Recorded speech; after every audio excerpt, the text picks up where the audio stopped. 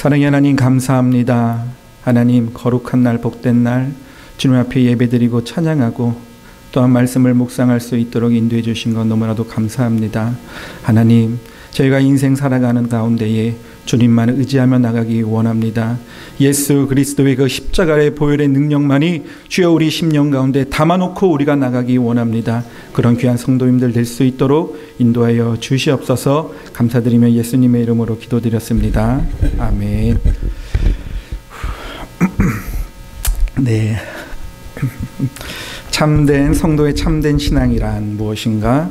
성도라 불리는 우리들은 어떠한 신앙의 모습을 걸어가야 되는가? 인생의 경주는 무엇인가? 라는 제목으로 오늘 같이 말씀을 나누고자 합니다. 예수님께서 우리의 중보자 되어 주시지요. 이 중보라는 의미는 하나님과 우리 사이의 증언이요 또한 친히 산 증거가 되셨다라는 말씀입니다. 일반적으로 증인이란 단어, 중보라는 단어는 저희들이 재판할 때 사용하는 용어죠. 하나님께서 정해놓으신 그 한날 그 마지막 때에 우리들은 모두 하나님 심판대 앞에 서게 될 것입니다. 온 천지와 우주를 창조하시고 그리고 우리를 만드셨던 그 하나님의 가늠할 수 없는 영광 앞에 우리는 서게 될 것입니다. 어떤 모습으로 우리가 서게 될까요? 이 땅에서처럼 분주한 모습으로 아니면 당당한 모습으로 우리가 하나님 앞에 설 수 있을까요? 어쩌면 나는 의롭다고 생각하니 의로운 모습으로 하나님 앞에 설 수 있을까요? 빌립보서 2장 10절 말씀에 이런 말씀이 있습니다. 저희 다 같이 한번 읽어볼까요? 네. 하늘에 있는 자들과 땅에 있는 자들과 땅 아래 있는 자들로 모든 무릎을 예수의 이름에 꿇게 하시고, 이 말씀처럼 한 사람도 열애 없이 우리는 하나님 앞에 무릎을 꿇게 됩니다. 그럼 그때 우리가 무릎을 꿇고 있을 그때에 그럼 우리의 마음은, 우리의 감정은 어떠할까요? 우리의 마음은 두려움이 생기게 됩니다. 한 번도 경험해 본 적이 없는 하나님의 그 완벽한 진리 앞에, 한 번도 우리가 체험해 본 적이 없는 완전한 선 앞에 우리는 떨림으로 무릎을 꿇고 하나님 앞에 서게 되는 것이죠. 모세가 하나님께 주의 영광을 보여달라고 하였습니다. 그러자 내 얼굴을 보고 살자가 한 명도 없다 하시면서 너는 나를 보지 못할 것이다 라고 말씀하셨습니다. 당시의 모세는 하나님의 특별한 은혜 가운데 이미 신의 산에서 하나님과 함께 하고 있을 때였습니다. 우리가 이런 고백을 하지요. 은혜 위에 은혜를 더하여 주시옵소서. 하나님 축복 위에 축복을 더하여 주시옵소서. 이런 기도를 합니다. 너무 은혜가 되니까 하나님 은혜를 더 부어주십시오라는 간청을 하는 것입니다. 우리가 기도를 할 때 너무나도 그 기도가 은혜가 되니까 하나님 기도하고 있는데도 더 기도하고 싶습니다. 그 은혜를 부어주세요. 저희들이 그런 적이 있죠. 또한 말씀을 읽고 있는데 말씀이 너무 달다 보니까 말씀을 읽고 있는데도 불구하고 하나님 이 말씀을 더 읽을 수 있는 마음을 나에게 허락해 주세요라는 그런 간청을 할 때도 있습니다. 모세가 지금 그런 상황이었다는 것이죠. 40일간 하나님과 함께 시내산에서 십계명을 받을 뿐만 아니라 많은 율법과 제사에 가는 모든 것을 하나님께 하면서 모세는 받았습니다. 거기에 모세는 더 요구하는 거예요. 하나님, 이제는 하나님의 얼굴을 제게 보여주십시오. 모세는 더 요구하고 있는 것입니다. 어쩌면 이런 모세의 바람은 지극히 정상적인 것일 수도 있어요. 하지만 하나님께서는 하나님의 얼굴을 모세에게 보여주시지 않으셨습니다. 왜냐하면 하나님의 얼굴을 보고 살 자가 없기 때문에. 그래서 하나님의 영광의 일부분을 보게 되었죠. 의로운 선지자 이사야가 하나님의 영광을 만났을 때 이런 고백을 합니다. 나는 망하게 되었도다. 이 말은 나는 곧 죽은 자와 같이 되었다라는 고백입니다. 요한계시록 1장 17절에 보면 또한 이런 말씀이 있습니다. 우리 한번 읽어볼까요? 네, 내가 볼 때에 그의 발 앞에 엎드려져 죽은 자와 같이 되매 그가 오른손은 내게 얹고 이르시되 두려워하지 말라. 예수님의 12명의 제자들이 다 순교를 당합니다. 다 죽임을 당하는데 요한계시록을 기록하기 위해서 외로운 사역을 담당했던 요한만이 살아남게 되지요. 근데 그 요한이 하나님의 영광을 만나게 되자 나는 죽은 자와 같이 되었다라고 고백하는 장면입니다. 마지막 그날에 우리의 눈은 하나님의 얼굴을 대면하여 볼 것입니다. 지금은 거울로 보는 것 같이 희미하게 보지만 그날에는 얼굴과 얼굴을 맞대어 선명하게 하나님의 눈을 우리의 육안으로 보게 될 것입니다. 그러면 그때 누가 우리를 변호할 수 있겠습니까? 우리 자신을 누가 스스로 우리를 변호할 수 있겠습니까? 내가 이렇게 살았다라고 그 어떤 모양으로든 우리 입을 열어서 우리는 우리를 자신을 변호할 수가 없습니다. 천사도 피조물도 그 어느 누구도 입을 열어서 말할 수 없습니다. 오직 하나님 한 분만이 그 모든 것을 집도하시고 하나님 한 분만이 그때 심판을 내리게 되는 것이죠. 그때에 하나님 되시며 친히의 아들 되신 예수님께서 말씀하십니다.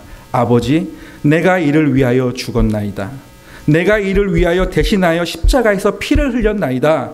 그리고 그는 그 십자가의 사건, 죽음과 부활의 사건, 그 보혈의 능력을 그는 믿습니다. 제가 그것의 중보이고 내가 그것의 증인이 됩니다. 라고 예수님께서 말씀해 주실 것입니다. 사랑하는 성도 여러분, 이것이 예수 그리스도께서 우리의 중보자 되시고 우리의 증인이 되시는 의미인 것입니다. 하나님 밥 앞에서 모든 만물이 두려움 가운데 엎드려 있을 때에, 온 천하가 침묵하며 하나님의 심판을 기다리고 있을 그때에 예수님께서 우리를 대신하여서 하나님 앞에서 증인이 되시고 중보를 해 주신다는 말입니다. 우리가 넘어져도 온전하지 않아도 거룩하지 못해도 끝까지 우리에게 허락해 주신 이 믿음의 길을 걸어가야 하는 이유가 여기에 있는 것이죠. 나의 사랑하는 자들을 끌고서라도 이 길을 걸어가야 되는 이유가 여기에 있는 것입니다. 사랑하는 성도 여러분, 나를 위해 중보자 되신 예수님, 나를 위해 그 마지막 때의 증인 되시는 예수님을 끝까지 바라보시면서 믿음의 길에서 우리의 신앙의 노중에서 승리하시는 귀한 성도님들 되시길 예수 그리스도 이름으로 축복드립니다.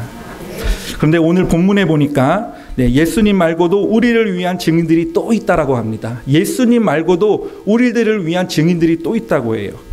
1절에 보시면 이런 말씀이 있습니다. 우리에게 구름같이 둘러싼 허다한 증인들이 있으니. 이 허다한 증인들이 누구입니까? 바로 믿음의 선진들입니다. 이들의 믿음을 지켰더니, 신앙으로 그 삶을 이겨냈더니 결국에는 그 마지막에 하나님의 영광 가운데 거하게 된 그 증인들을 말하고 있는 것입니다. 이들이 어떻게 하냐면 마치 구름이 겹겹이 빽빽하게 둘러싸인 것처럼 셀 수 없는 무리가 우리를 둘러싸고 우리를 응원하고 있다는 것입니다. 제가 증인입니다. 제가 그 증거입니다. 믿음을 지켰더니, 그 믿음의 경주를 완주하였더니 마침내 하나님의 영광 가운데 거하게 되었습니다.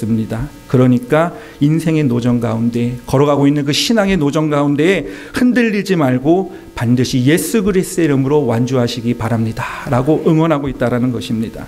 나는 표대를 향하여서 계속 달려가겠다고 바울이 고백했습니다. 왜냐하면 그 표대의 마지막에는 예수님이 계시기 때문입니다. 우리가 사랑하는 성도 여러분, 예수님께서 우리 위해서 증인이 되어주셨고 또한 중보자가 되어주십니다. 그리고 수많은 믿음의 선진들이 우리를 응원하며 친히 증거가 되겠다고 고백하고 있습니다. 그리고 바울마저도 그 마지막에 십자가를 향해서 최선을 다해서 달려간다고 고백하고 있습니다. 우리가 좌절할 이유가 하나도 없지요. 우리의 마음이 낭망할 이유가 하나도 없습니다. 많은 것들이 앞에 놓여있다 할지라도 그것 때문에 우리 마음이 불안해하고 우리 마음이 공고할 이유가 하나도 없습니다.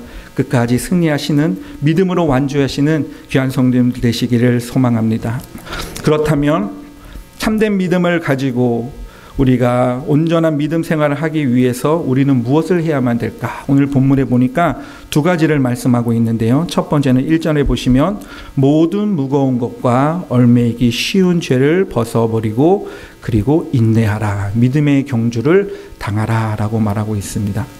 모든 무거운 것이라는 단어를 보게 되면 옆에 숫자 1로 이렇게 조그맣게 적혀 있는 게 있죠. 성경책에 보시면 맨 밑에 각 줄을 보시면은 꺼리끼는 이라고 기록되어 있습니다. 다시 말해 모든 무거운 것들이 무엇이냐면 모든 꺼리끼는 것들을 말하고 있는 것입니다. 이 꺼리끼는 것들은 상황마다 다를 수가 있어요. 관계일 수도 있고 물질일 수도 있고 어쩌면 혹은 가족 관계일 수도 있습니다. 그런데 그 꺼리끼는 것들이 결국에는 얽매이기 쉬운 그런 쉬운 죄와 연관된다는 것입니다. 오히려 어려운 상황, 긴장해야 될 그런 관계들은 오히려 저희들이 신중을 가하다 보니까 의외로 생각하던 것과 다르게 좋은 방향으로 원만하게 그런 것들이 풀려지는 것을 저희들이 종종 보게 됩니다. 하지만 쉬운 관계들, 만만한 관계들, 그런 것들은 쉽게 꺼리끼는 것들이 우리 가운데 발생하게 되면 결국은 그것은 쉽게 얽매이는 죄로 변질되어서 괜한 오해를 발생케 하는 것들은 저희들이 종종 보게 되죠. 그래서 성경은 뭐라고 말씀하냐면 인내하라고 말하고 있습니다. 그리고 그 인내함으로 우리 앞에 당한 경주, 그 삶의 경주를 담당하라고 말씀하고 있는 것입니다. 인내하는 것이 우리가 걸어가는 이 인생의 그 모든 노정 가운데 승리하는 길일 줄 믿습니다. 또 두 번째는 무엇을 말씀하고 있냐면 2절에 보니까 믿음의 주요 또 온전하게 하신 이인 예수 그리스도를 바라보자. 사람의 마음에는 성경에서는 그릇이라고 비유하고 있습니다. 왜 그릇이라고 사람의 마음을 성경에서 빗대어 말하고 있냐면 몇 가지 공통점이 있죠. 첫 번째는 제한적이라는 것입니다. 우리의 마음의 크기가 무한할 것 같은데, 우리의 마음에 무엇이든지 다 담을 것 같고 끝도 없을 것 같은데, 우리의 마음이 그릇처럼 담을 수 있는 게 제한적이라는 것이에요. 그래서 하나님께서 우리에게 요구하는 것이 무엇이냐면 온 마음과 온 뜻을 다해서 하나님을 우리 마음으로 다하여서 섬기는 것을 하나님께서 원하시고 계시는 것입니다. 내 마음의 일부에는 내가 좋아하는 것, 내가 즐겨하는 것, 또 한쪽에는 세상의 이슈들과 많은 사건과 사고들, 그리고 남은 부분에 우리의 신앙으로 우리들은 채우게 됩니다. 그런데 하나님께서 원하시는 것은 제한된 우리의 마음에 그 하나님을 향한 그 믿음으로 꽉 채우기를 하나님은 원하고 계신다라는 것입니다. 또 한 가지는 우리 마음에 무엇을 담느냐에 따라서, 그릇이 결정되는 것처럼 우리의 마음에 무엇을 담느냐에 따라서 우리가 결정된다라는 것입니다. 우리 마음에 내가 즐기는 것들, 어떤 희락과 오락 같은 것들을 담게 되고, 그리고 어쩌면 우리가 웃고 떠드는 그런 가십거리를 담게 되고, 그러고 나서 내가 신실한 자다라고 말한다 할지라도 하나님은 우리의 마음을 다 감찰하신다는 거예요. 우리 마음에 더러운 것, 청결하지 못한 것, 때로는 음란한 것을 우리가 담고 내가 아무리 내 입으로 나는 순결한 자라고 말을 한다 할지라도 우리 마음에 그런 것이 담겨져 있기 때문에 하나님께서는 우리의 마음을 다 감찰하신다는 것입니다. 그렇게 오늘 본문에서 말씀하십니다. 예수 그리스도만 바라보자. 이 말씀은 우리 마음 가운데 예수 그리스도만 바라보고 예수 그리스도만 담으라 라는 그런 말씀입니다.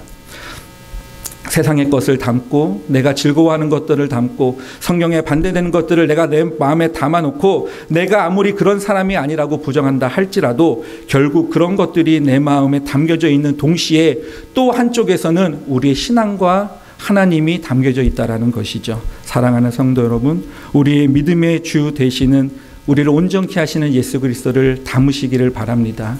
오직 주님의 말씀과 주님을 향한 우리의 마음과 제한된 우리의 그릇에 우리의 마음이 비교되는 그 모든 것 가운데에 오직 예수 그리스도의 이름만 담으시는 귀한 성도님들 되시길 예수 그리스도 이름으로 축복드립니다.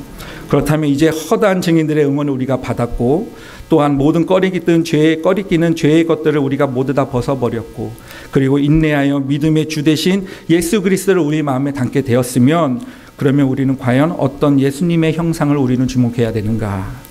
2절에 보니까 그는 십자가를 참으사 부끄러움을 개의치 아니하시더니 하나님 보좌 우편에 앉으셨느니라 라고 말씀하고 있습니다. 즉 십자가의 예수님, 그리고 하나님 보좌 우편에 앉은 예수님을 주목해야 된다라고 말하고 있는 것입니다. 우리가 바라봐야 될 것이 무엇이냐? 십자가에 달리신 예수님을 바라봐야 될 것이고, 또한 그 모든 영광을 완성하시고 이룩하시고 하나님 보좌 우편에 앉아 계신 예수님을 바라봐야만 됩니다.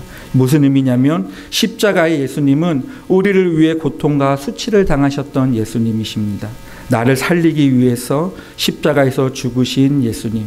그런데 그 죽음에 대해서 이전에 뭐라 말씀하시냐면 십자가의 부끄러움을 개의치 아니하시고 그 모든 것들을 기쁨으로 하셨다라고 말하고 있습니다. 십자가에서 달리셨던 예수님의 그때 그 마음이 어땠냐면, 육체는 고통 가운데 있었고 하나님한테 버림받아서 괴로운 가운데 있었지만, 사경을 헤매는 죽음을 앞두고 있었지만, 예수님의 그 마음은 부끄러움을 개의치 아니하셨고 오히려 우리를 살리는 것으로 인하여서 그 마음이 기뻐하셨다라고 기록하고 있는 것입니다. 그 다음에 우리가 바라봐야 될 것이 무엇이냐면 하늘 보좌, 하나님 보좌 우편에 앉아 계신 예수님이십니다. 이는 서두에도 말씀드렸듯이 중보자의 예수님의 모습이죠. 우리의 모든 염려와 기도를 들으시는 예수님, 하루 중에서도 가슴이 철컥하고 내려앉는 순간이 여러 번 있습니다. 어떻게 하지? 어떻게 이런 문제를 풀어나가지? 근심이 되고 나를 두렵게 많은 사건들이 빈번하게 발생됩니다. 하지만 그럴 때마다 우리는 하나님 우편에 앉아 계신 그 예수님을 바라봐야 될 줄 믿습니다. 십자가의 구원을 완성시키고 하늘 하나님 보좌 우편에서 우리를 중보하시고 우리를 도우시는 그 예수님을 우리들이 바라봐야 될 줄 믿습니다. 사랑하는 성도 여러분, 다시 한번 말씀드립니다. 우리가 좌절해야 될 이유가 아무것도 없습니다. 우리 10년 가운데 두려움의 떨림을 가지고 이 땅 가운데 살아갈 이유가 아무것도 없습니다.